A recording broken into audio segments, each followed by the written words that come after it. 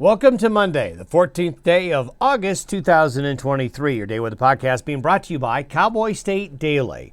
Well, after a cool weekend, especially yesterday across the region, temperatures 10, 15, 20 degrees below average, especially in the northern and eastern areas along the divide. Some upslope clouds there you can see along Interstate 80. Low clouds that you just don't normally see, those dark, low-hanging clouds like that in the summer. But that cool front was pretty strong, and that cool front will keep cooler than average temperatures along and east of the divide today for one more day. Out into the plains, temperatures will not be August-like at all. However, things begin to shift around a bit, and temperatures are going to warm up again. Summer's not over. We are going to see a resurgent area of high pressure grow and build and expand again. And this will bring warmer temperatures, and this cool front has left behind a drier, stable air mass. And so there will be many areas here for the next 3 or 4 days that really won't have much in the way of any shower or thunderstorm activity. Certainly a drier trend than we have seen in a while.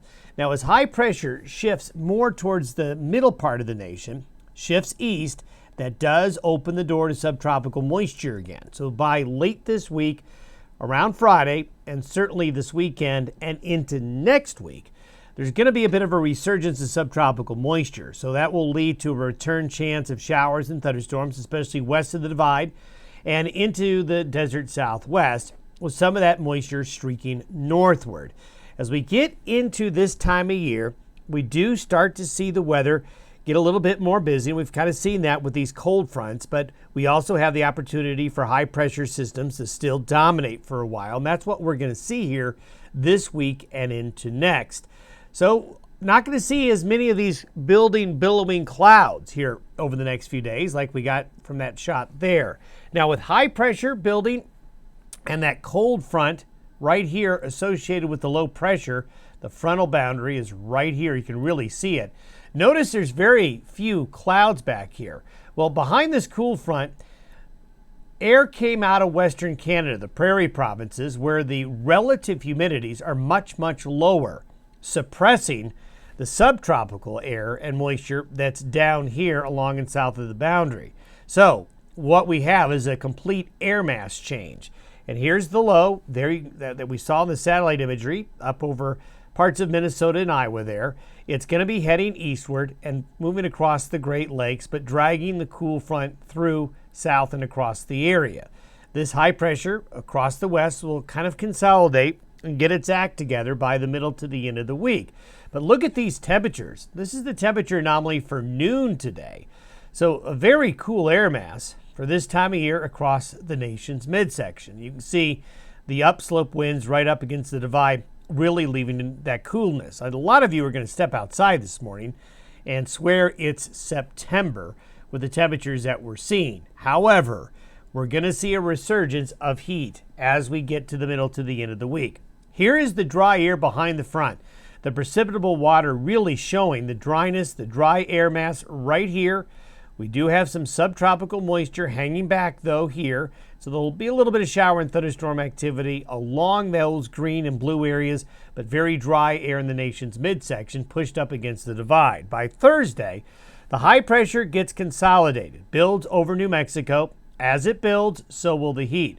There is another trough and cool front headed towards the Great Lakes in the northeast, so that will cool them off again, but the west will warm up.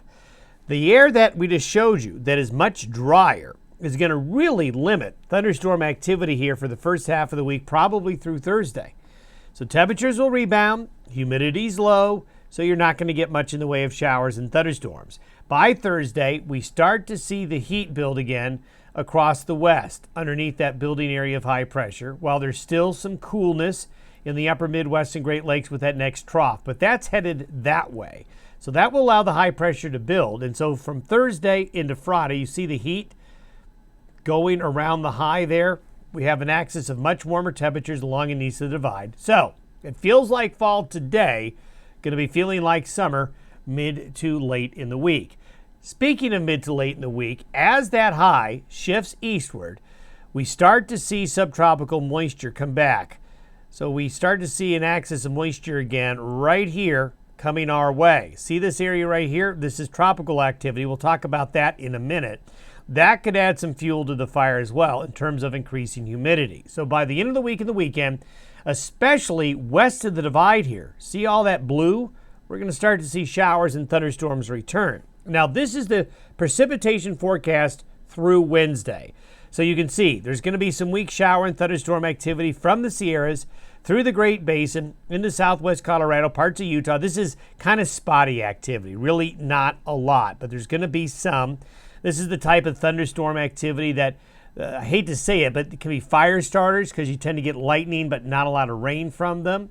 And you can see the dry air mass up here is really going to keep a minimum or no thunderstorm activity at all through the first half of the week.